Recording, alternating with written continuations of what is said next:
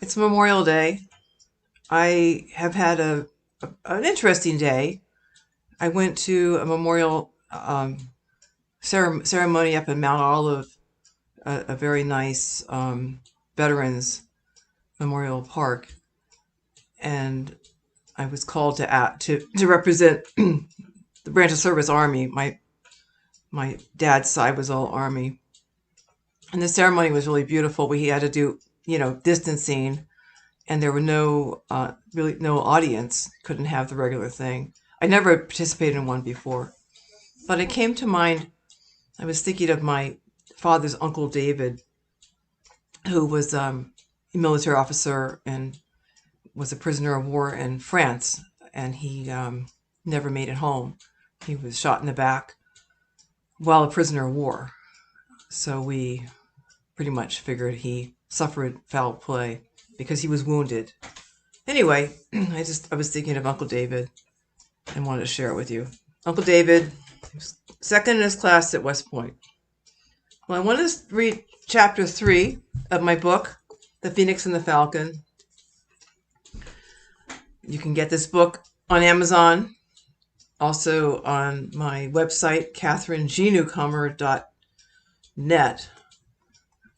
But Amazon's easiest. Or you can actually get signed copies from me if you look. Anyway, we left Helena.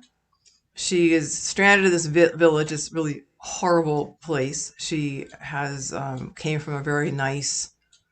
She had a wonderful childhood, except for her mother died at birth, and her father's pretty much missing in action. And she was raised by her grandfather. So en route to Persia, where he was from, they were stranded in this village. And when the book opens, she's there. We have the prologue. You get a sense of where she was, what her life was. It was nice childhood, and now she's been here for 5 years.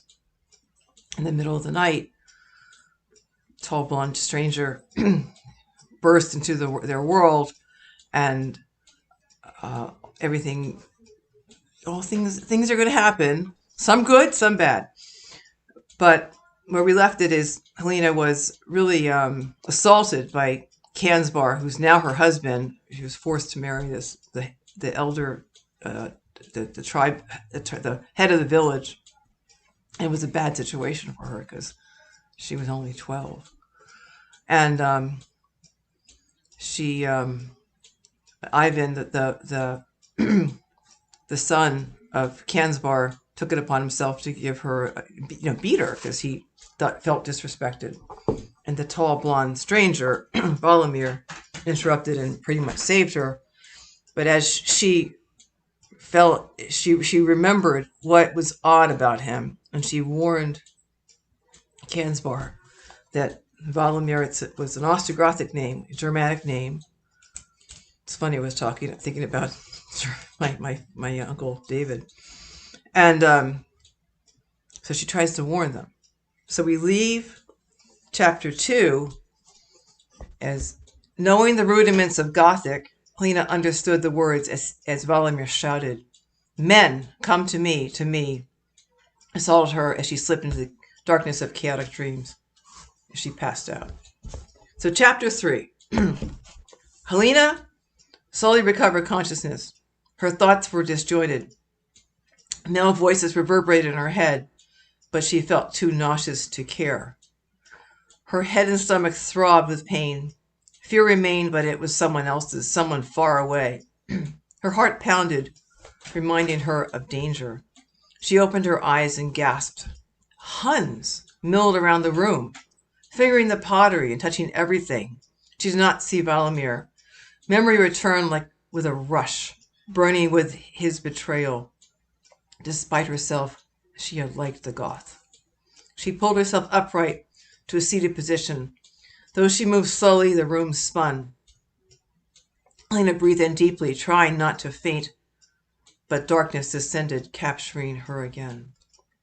The dreams came anew, quick and incoherent, echoing with deep voices. She screamed, but only in her mind.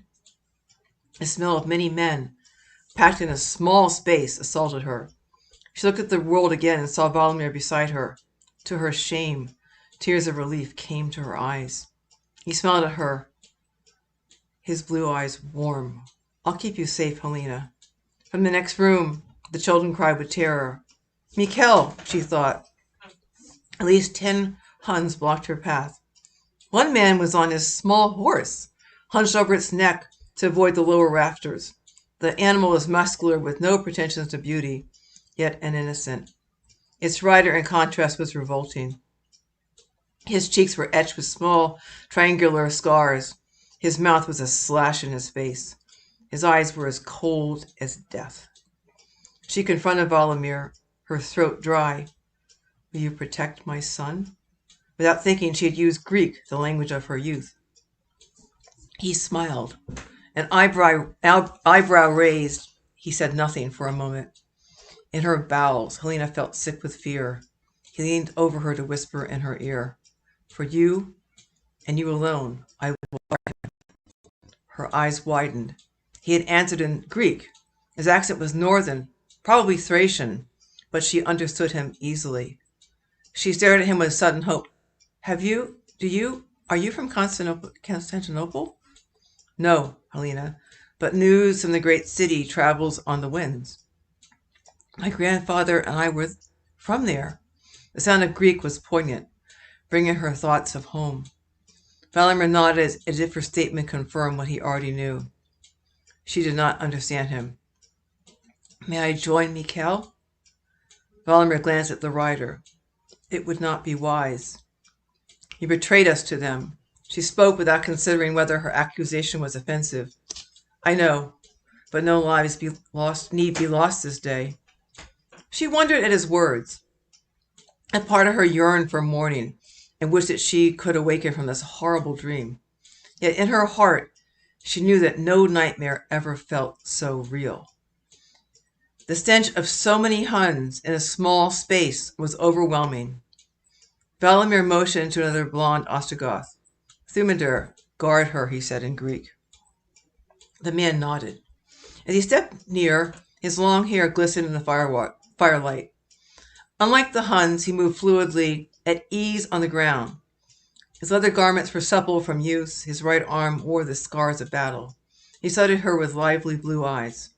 Using Gothic, Volodymyr shouted, Men, we've come to a place of wealth. The Huns grumbled with sounds that could have been pleasure, but the noise was guttural, warlike. Chills rushed down Helena's spine. Her grandfather, Belusistram, had been a gifted linguist. To please him, she had persevered in their lessons. Though fluent in Greek, Persian, and now Slavic, she remembered only a smattering of Latin and Gothic. Helena wished that she had never had a use for the remnants of this skill. To the civilized world, Huns were despicable, barely human. Beyond seeing them occasionally in Constantinople, her experiences had been limited to night terrors. Her nurse, Miriam, would threaten her, telling her how Huns kidnapped bad little girls who would not go to bed. The tactic was so effective that Helena had never told her grandfather, only realizing years later that he would have disapproved of the ruse. To find Helena's preconceptions, the Huns were varied in appearance. Some were true to type, via the Mongol nation. Others were almost blonde. Despite their differences, most had marked their cheeks with many tiny scars. Some had deformed skulls, the work of tight bands around their heads in childhood. Though they wore leather, many brightened the drab brown with colorful pieces of cloth. They were armed with short swords. Most had short bows and a pouch with arrows hanging behind their backs. They were everywhere, moving incessantly. Some were eating the remnants of the meal she had prepared a lifetime ago. Others nudged each other as they pointed to the partition. For the moment, it remained intact. The women's screams were high-pitched, frantic with fear. The children simply wailed. Helena wanted to join the hysteria, but managed to keep it at bay. Kansvar sat rigidly on a stool, unharmed, his mouth open. Ludmilla had held Ivan in her arms, rocking him as if he were still her young child. He looked pale, but his eyes glittered. Lena hoped malice would keep him lucid. Despite his strength, he could not overcome so many. Volodymyr shouted, Be still and obey. The men quieted immediately, a tribute to the Ostrogoth's authority. Kansvar had loomed over. Valimir had loomed over Kansvar. Compared to the Huns, he was a giant. The courteous, reserved side of him was gone. All trace of gentleness vanished. Instead, a warrior stood ready for combat. His legs slightly spread, his knees flexed, his weight poised on the balls of his feet. He had emerged as a leader. When playing cat and mouse with Kansvar, Helena had glimpsed fragments of his personality. It was as if he had been sketched with charcoal. Lines had been drawn sharply and with definition, but the portrait had lacked depth. As a warrior, the picture became vibrant with menace. Valimir no longer restrained his dark side, but used it to control the men. In his own right, he appeared as ruthless as any of them. He shouted, "Treasure is here for the seeking. We will bring Attila joy." The Huns greeted his announcement with a mixture of shouts and growling sounds. The noise was horrible, making Helena's stomach churn with bile. Fear for Mikhail tore at her like a hungry wolf, shredding her heart. She needed to hold her child both for his comfort and for her sanity. "He waits for us many leagues to the north. We dare not tarry. When he sees our gifts, his pleasure will be deep. At daybreak we'll fly to him." Despite her raw fear, Helena wondered at Valimir's words. He was describing her grandfather's property, yet no one had given him any inkling of the wealth that was hidden behind the wooden shelves. "There is someone here who will show us the treasure." Helena sensed for the final betrayal. Valimir called out in the dialect of the steppes, "Maga, come and join the men, unless you prefer they came for you."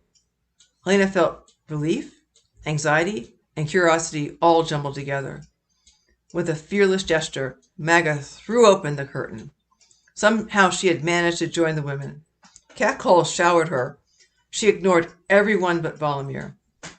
Keeping her eyes on his face, she approached him with modesty. Her voice was pitched low, full of promise. "How may I be of service to you, great lord?" "Our lord awaits us to the north, woman. Your lord," motioning towards Kansvar. "Kansvar sits alone on that stool." She blinked rapidly at his cool rejection, but not slip from her role of the demure yet accessible maiden. "Tell me where Kansvar keeps his wealth, and all might go well for you." Maga pointed to the exact spot to the left of the fireplace. "Look behind that shelf. Pull away the back panel, and you will be pleased, my lord. You've been helpful, Maga. The tribe thanks you. Return to the women or remain with Kansvar as you wish." "Valimir, please let me stay with you," she said, opening her arms, palms up. Despite the language barrier, Maga's gestures spoke to the Huns. They urged her on with raucous shouts. Unabashed, she looked deliberately at her tormentors and smiled. At her bravado, the Hun on horseback whistled with appreciation. She dismissed him with a toss of her dark hair and returned her attention to Valimir. He frowned, his eyes cold. "Maga, you've no place by my side. Now go back to the women." She revealed her rage and hissed. "Helena should join me. No, both she and her child are under my protection. She stays with me." Her fists clenched. Maga's eyes were dark with malevolence. As she turned away, Valimir called after her, "Touch Helena's son and you'll suffer." She straightened her shoulders but glanced at Valimir, momentarily unsure of herself.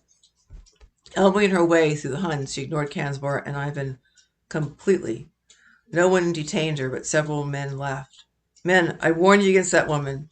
Twice I saw her betray her husband, not just with me, a stranger, but with his own son. Such disloyalty is a menace." Valimir said, "Ishite," he said to a Hun, "search behind that shelf." The dark-haired man shuffled to the spot indicated. His hands moved nimbly as he knocked the crockery off with a few sweeps. After 4 hard blows with his fist, he split the back panel and revealed Kansvar's cache. Carefully, he extracted several large cloth bags, 3 small brass boxes, a few silk rugs, an assortment of silver drinking cups. He handed each object to a comrade, who in turn placed them with reverence on the table. As another spilled the gold and silver coins from one of the bags, the raiders murmured with excitement. One by one, he opened the 3 boxes filled with jewels. The men's enthusiasm erupted into pandemonium. Many looked at Valimir with respect bordering on adulation. After the Huns had seen the treasure, Valimir spoke. Remember what we bring our lord. His gratitude will be generous, as is his nature. 5 shall carry the burdens of honor. Choose from amongst yourselves. Never forget, each jewel, each coin is deep in our memories.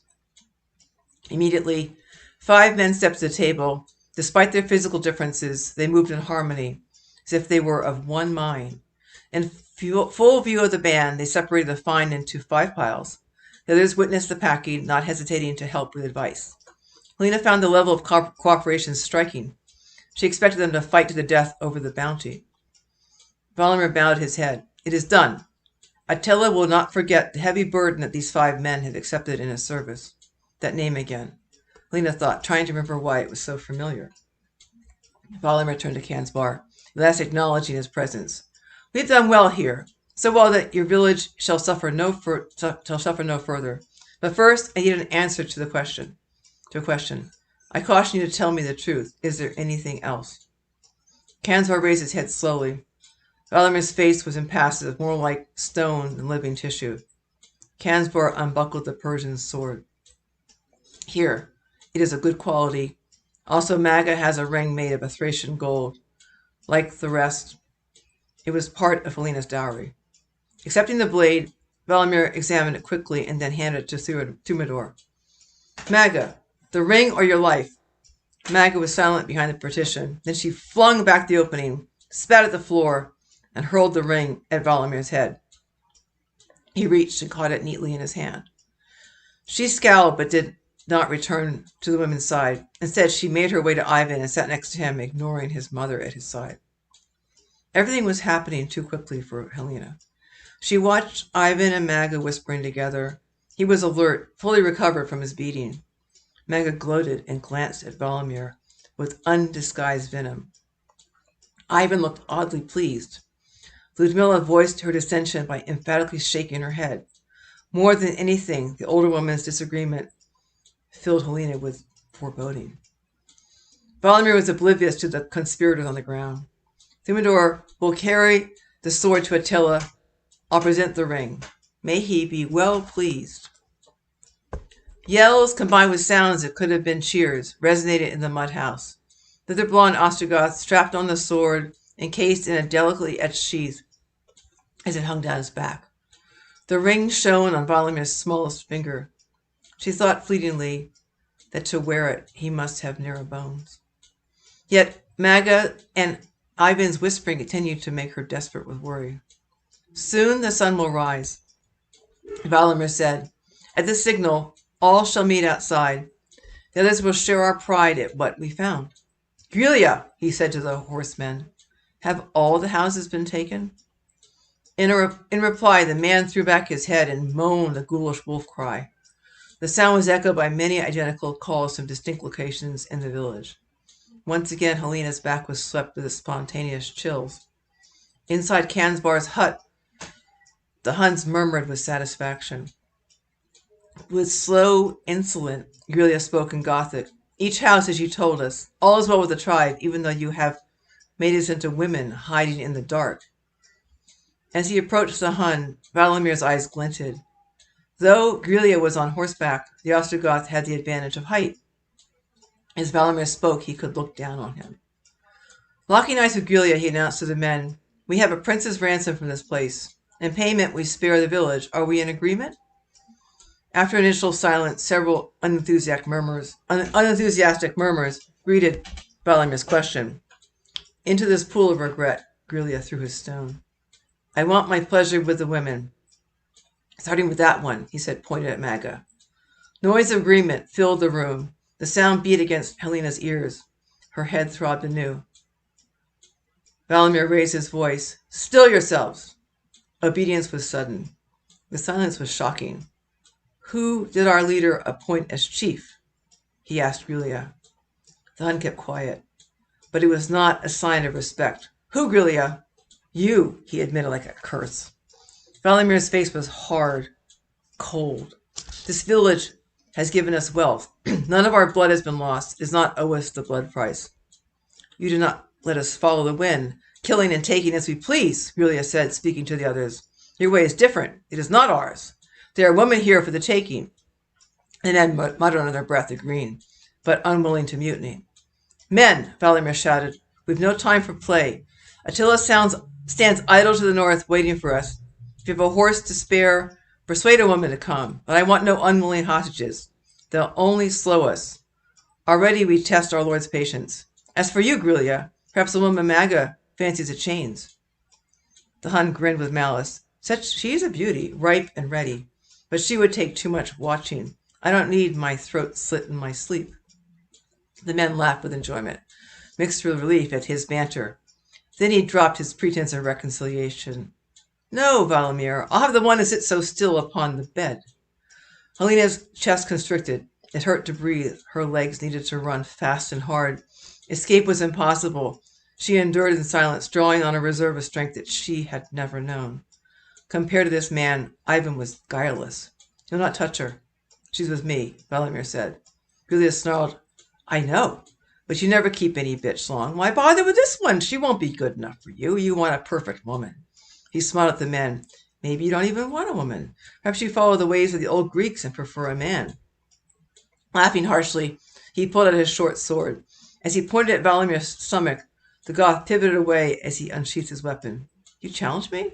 Valimir asked, his sword drawn, yet relaxed, completely in control of himself. Over a woman, or because Attila gave me command? Grulia hesitated, then shrugged his shoulders. He returned his blade to its casing and resumed his relaxed slouch on his horse. I'll follow you, Valimir, for the sake of my cousin, but this is the last time. Good, Valimir said. Looking at Maga, Grulia said, Had enough of this miserable place, woman? Come with me, I'll take you far. Maga rose slowly, dusting off her dress. She glanced at Valimir and then at Ivan, who was speechless on the dirt ground. I have no horse, she said, in the Gothic dialect, more proof of her very dark background. I have more than one, Grulia said. Then I'll write it for you. You speak one of our languages, but you must learn the mother tongue. I will teach it to you and much more. I've been longing for a teacher. The men here bore me, she said, staring at Ivan. Maga's betrayal did not break through Cansbar's shock, but the veins in Ivan's face were purple with fury. Maga, he pleaded, you cannot mean to leave me. I'm already gone, Ivan. I was never here just passing the time, waiting for someone better. This hunt excites me. You never did. Ivan jumped up quickly, pulling her to him. I forbid you to go, Maga. You'll not leave with him. At least he's a man, not a young pup, stealing favors from his father's women. Maga laughed viciously, then screamed, Let me go, Ivan. He grabbed her waist and then clung to her, moaning with strange intensity. At his display, the men howled with ridicule. Afraid of what Ivan would do if pushed further, Helena shouted, Maga, stop! You're goading him. Calm him. But Maga only struggled harder in Ivan's arms, slapping his face and cursing him. Grulia edged his horse next to the intertwined couple, kicking Ivan in the stomach with a bestial snarl. When Helena saw a small knife in Ivan's hand, she despaired. It was Maga's dagger, the fruit of their conspiracy. He aimed it towards Grulia's chest. With his forearm, the Hun brushed it aside, but allowed the dagger to plunge into his thigh. As Grulia's blood oozed from his leather leggings, he laughed. His teeth bared in a smile.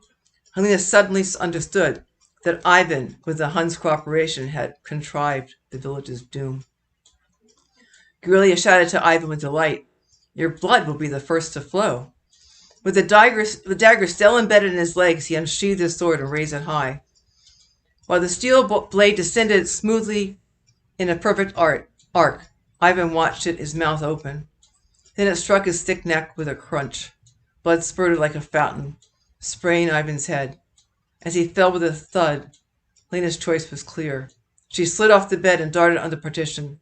On the other side, the roar through the thin wall deafened her. In a moment, she knew that the killing would begin. Her eyes found Mikhail's frightened face. She was next to him, pulling him away from Ariana's terrified embrace. She ignored the pounding within her head. She brought him to her heart and inhaled his boyish fragrance with a sob. In a heartbeat, she grabbed her satchel, still by the back door. Come, Ariana, she said, take your chance. The young woman cried hysterically and began to rock from side to side. Lena spared her no more time and instead kissed Mikhail's tear-stained face. "We must be very quiet, Mika." She unfastened the back door, making not a sound, but a sentry guarded it no more than 10 feet away. Lena became immobile, thinking rapidly, and looked for something to throw. Finding a pottery plate, she opened the narrow door slightly, making the wood creak. Without making the wood creak, she remembered to breathe. She threw the plate as hard as she could. It landed with a clattering noise. As the Hun investigated, she slipped out with Mikhail in her arms. She had the advantage of familiarity with the terrain. Running softly through the pre-dawn darkness, she whistled for her grandfather's old stallion, Pasiel. The sound was more like a bird than a human whistle. He bellowed his deep whinny, and Alina knew hope. Her heart sang as she saw the aging horse leap the low stone pasture wall. The mare that had once been hers followed at his side. With the satchel bouncing against her back, Helena began to ran to meet them. Their paths converged quickly. Out of breath, Helena murmured the stallion's name. He halted, obedient to his old training. When she touched her foot to his near foreleg, he extended his leg, lowering his back at a slant. Having no time to bridle him, Helena prayed to the wise Lord that the horse would still respond to voice and weight alone. She placed Mikhail on Pasiel's back, pulling herself up behind him. As the stallion sprang to his full heart, Helena almost fell off. It had been 5 years since she had last ridden. Her arms circled Mikhail, and her right hand grabbed the mane. She dug her heels into the horse's sides. Her voice was soft but urgent. "Run, Pasiel, run." The animal leapt into a gallop. The mare stayed with them, keeping pace. The stallion's strides lengthened into a run, and Helena's heart soared. Moments passed. Dawn edged the horizon with red. Then she heard a sound that could have been hoofbeats. She ignored it, praying to be wrong, and tightened her hold on Mikhail. Despite his closeness, Helena felt utterly alone. As Pasiel pounded through the darkness and the wind, tears glistened across her cheeks and mingled with her streaming hair. So that's the end of chapter 3. As you can see, it's a tough. It's why I call it a dark historical romance. But chapter 4 will be next week. If you want to look ahead, I encourage you to buy my book. Shamelessly promoting it on Amazon. And I'm gonna see if I have any questions.